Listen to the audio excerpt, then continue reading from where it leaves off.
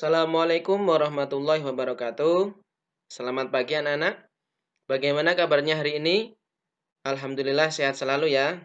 Baik, pada kesempatan yang baik ini saya akan melanjutkan media pembelajaran kita kali ini, yaitu tentang teks anekdot.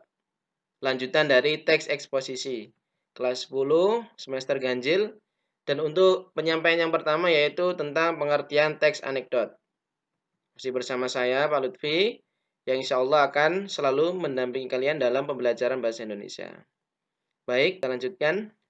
Namun sebelum lanjut nonton videonya, jangan lupa subscribe ya, agar tidak ketinggalan informasi terbaru dari channel ini, khususnya dalam pembelajaran bahasa Indonesia. Terima kasih. Baik, untuk mengawali pemahaman dalam pengertian teks anekdot, mari kita simak beberapa gambar berikut. Yang pertama yaitu gambar, nah ini. Kira-kira gambar apa ini?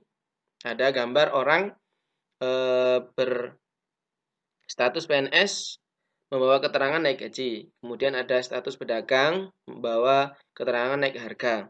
Kemudian ada orang lagi ya, statusnya membawa keterangan memangnya semua orang pegawai negeri. Ya. Jadi apa maksudnya gambar ini? Ya, kalau kalian mengetahui bahwasanya ini adalah gambar tentang ya sebuah kritikan. Bisa sebuah kritikan, buah sindiran, juga bisa tentang apa ini? Sistem. Sistem kenaikan gaji bagi PNS, kenaikan harga, ya. Kemudian disindir, memangnya semua orang pegawai negeri. Ya, jadi ya intinya di sini adalah sebuah kritikan tentang sistem pengelolaan keuangan. Ini bisa lewat gambar ini ya. Oke. Kemudian yang kedua yaitu, nah ini ada keterangan, ada gambar, tiga gambar di sini. Yang pertama, waduh, airnya udah kuning. Gara-gara kemarau panjang kita mulai krisis air bersih nih. Terus ada yang ketawa, hehehe. Kemudian ada yang ngomong lagi, gara-gara pemerintahan yang korup kita selalu krisis pejabat bersih. Nah, ini kan mengandung unsur kritikan atau sindiran. Nah, ini gambarnya. Tentu kalian juga paham ya apa maksudnya dibalik dari gambar ini. Kemudian gambar yang terakhir yaitu ya seorang presiden bawa kepada Malaysia, tolonglah jangan ganggu aku. Ya, ternyata ada gambar seorang pejuang bawa bendera, ah lebay, tegas dong Indonesia, oh Indonesia. Ya, jadi maksudnya apa ini ya? Ini juga bentuk dari kritikan atau sindiran. Nah, ternyata dari ketiga gambar ini isinya tentang kritikan atau sindiran. Lalu apa hubungannya dengan teks anekdot? Oke, mari kita cari tahu bersama-sama. Nah, ternyata pengertian dari teks anekdot yaitu cerita singkat yang menarik karena sifatnya yang lucu dan mengesankan. Biasanya mengenai orang penting atau terkenal dan berdasarkan kejadian yang sebenarnya. Oke, saya ulangi ya. Teks anekdot adalah cerita singkat yang menarik karena sifatnya yang lucu dan mengesankan. Biasanya mengenai orang penting atau terkenal dan berdasarkan kejadian yang sebenarnya. Baik, jadi teks anekdot ini adalah sebuah cerita singkat. Ya, yang harus kalian pahami dulu adalah sebuah cerita singkat yang menarik. Nah, kalau menarik berarti membuat kita tertarik untuk membaca. Karena apa? Karena sifatnya yang lucu dan mengesankan. Berarti cerita di teks anekdot ini ceritanya yaitu lucu dan mengesankan. Hanya mengenai orang penting atau terkenal. Nah, tokoh-tokoh terkenal, orang-orang penting yang berpengaruh itu nanti menjadi bagian dari teks anekdot. Dan berdasarkan kejadian yang sebenarnya. Jadi tidak mengada-ngada ya. Oke, kemudian untuk lebih jelasnya coba kita pahami. Nah, ini dia. Agar lebih mudah memahami teks anekdot untuk pengertiannya, coba kita pahami betul beberapa warna ya yang menjadi kata kunci dari teks anekdot. Ya, silakan diperhatikan ya. Yang pertama yaitu cerita singkat. Ya. teks anekdot merupakan cerita singkat. Diingat-ingat ya, cerita singkat. Cerita yang seperti apa? Cerita yang menarik, ya. Cerita singkat, kemudian kata kunci yang kedua yaitu menarik. Kata kunci yang ketiga yaitu sifatnya yang lucu dan mengesankan. Ya, kemudian orang penting atau terkenal dan kejadian yang sebenarnya. Ya, jadi dengan memahami 1, 2, 3, 4, 5 kata kunci ini nanti harapannya bisa mempermudah kalian dalam memahami teks anekdot. Ya, yang pertama itu cerita singkat, yang kedua itu menarik, yang ketiga sifatnya yang lucu dan mengesankan, yang keempat orang penting atau terkenal, dan yang terakhir yaitu kejadian yang sebenarnya. Jadi dengan memahami 5 ini, tentunya kalian bisa memahami teks anekdot dengan mudah. Ya, silakan nanti dipahami kembali agar lebih mudah dipahami. Oke ya, lanjut ya. Baik, kita lanjutkan. Oke. Nah, ada tetapi ya. Apa yang menjadi tetapi?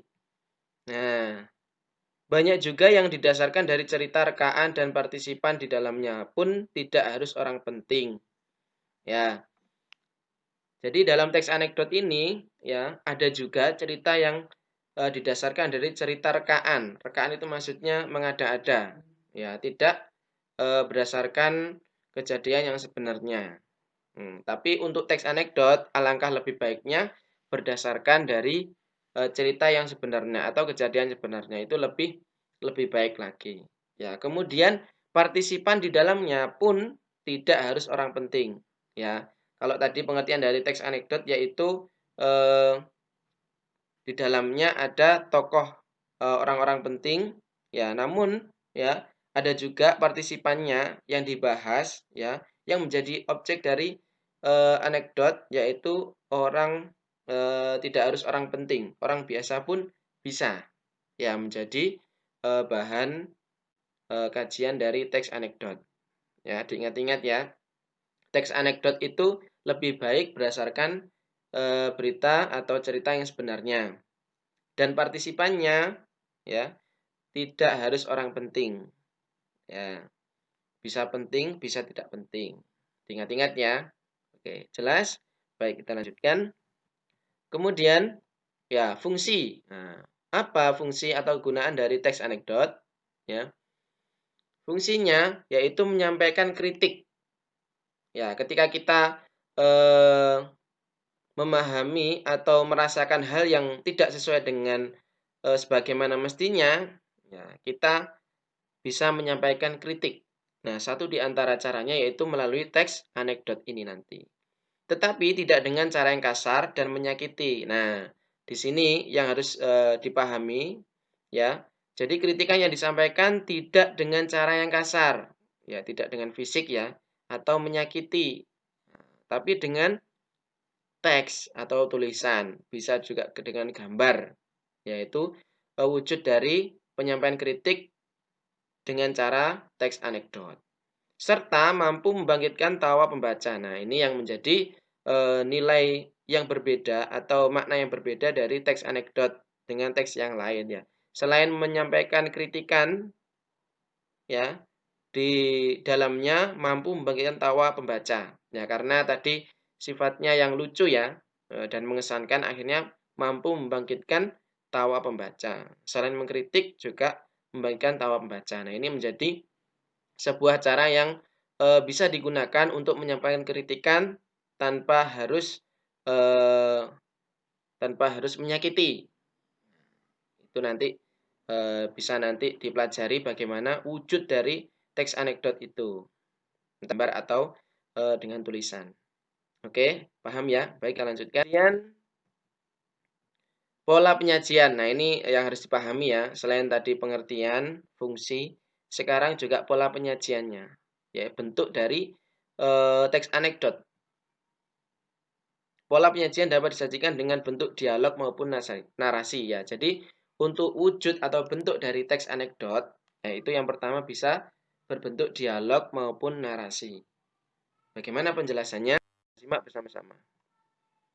Oke, pola penyajian yang pertama yaitu berbentuk dialog. Bagaimana penjelasannya? Yaitu jenis pola penyajian yang berbentuk percakapan dua orang atau lebih. Ya. Kalau sebelumnya kalian sudah memahami apa itu dialog, nah ini kita jabarkan yaitu jenis pola penyajian teks anekdot yang berbentuk percakapan dua orang atau lebih. Nah, contohnya seperti apa? Nah, kita mengambil dari teks anekdot kisah pengadilan tindak pidana korupsi. Nah, ini contohnya. Percakapan antara Tono dan Udin. Tono, saya heran dosen ilmu politik kalau mengajar selalu duduk, tidak pernah mau berdiri. Kemudian Udin menjawab, begitu saja diperhatikan si Ton. Nah, ini kan bentuk dari pola penyajian berbentuk dialog, percakapan dua orang atau lebih. Oke, mudah ya dipahami ya. Oke, baik kita lanjutkan. Kemudian pola penyajian yang kedua yaitu narasi. Nah, sesuai dengan pengertian dari narasi yaitu jenis pola penyajian yang berbentuk pengisahan sebuah cerita atau kejadian. Kalau dialog tadi berbentuk percakapan, kalau narasi berbentuk pengisahan. Nah, jadi per paragraf gitu ya. Untuk contohnya, lanjutan dari kisah pengadilan tindak pidana korupsi. Ya. Pada puncak pengadilan korupsi politik, jaksa menuntut umum menyerang saksi. Apakah benar, teriak jaksa, bahwa Anda menerima $5.000 untuk berkompromi dalam kasus ini? Ya. Jadi dari bentuk narasi ini yaitu berbentuk pengisahan sebuah cerita. Lawannya dari berbentuk dialog. Nah, nanti pasti kalian bisa memahami dengan mudah. Oke, polanya hanya dua, berbentuk dialog dan narasi. Baik, sampai sini jelas ya. Oke, kita lanjutkan. Nah, ini contoh teks kisah pengadilan tindak pidana korupsi. Nah, coba kita baca ya. Pada puncak pengadilan korupsi politik, jaksa penuntut umum menyerang saksi. Apakah benar, teriak jaksa, bahwa Anda menerima $5.000 untuk berkompromi dalam kasus ini?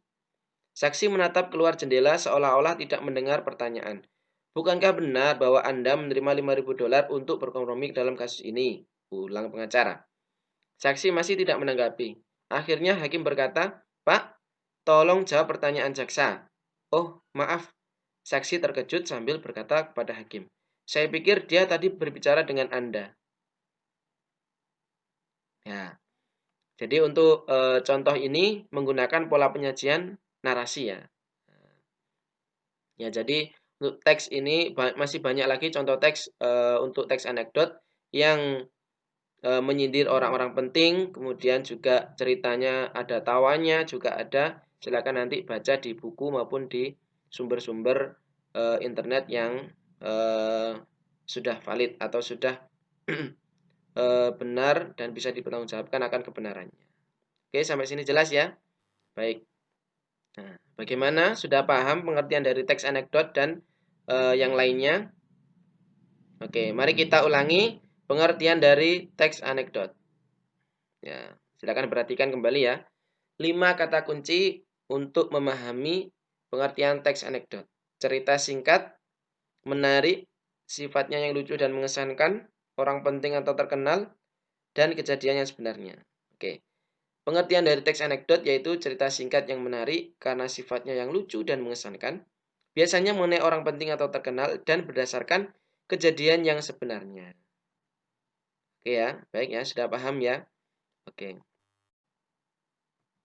Ya, terima kasih sudah menonton dan memahami pembelajaran hari ini tentang teks anekdot kelas 10 ya, pengertian dari teks anekdot khususnya baik dari pengertian, fungsinya, kemudian pola penyajiannya. Semoga apa yang saya sampaikan tadi bisa dipahami dengan baik. Jika ada yang belum paham, silakan dipahami kembali dan membaca sumber-sumber yang lain agar kalian bisa lebih paham dan lebih memahaminya dengan mudah. Baik, tetap semangat. Mungkin itu yang bisa saya sampaikan. Mohon maaf atas segala kurangan. Semoga apa yang saya sampaikan ini bermanfaat. Saya akhiri. Assalamualaikum warahmatullahi wabarakatuh.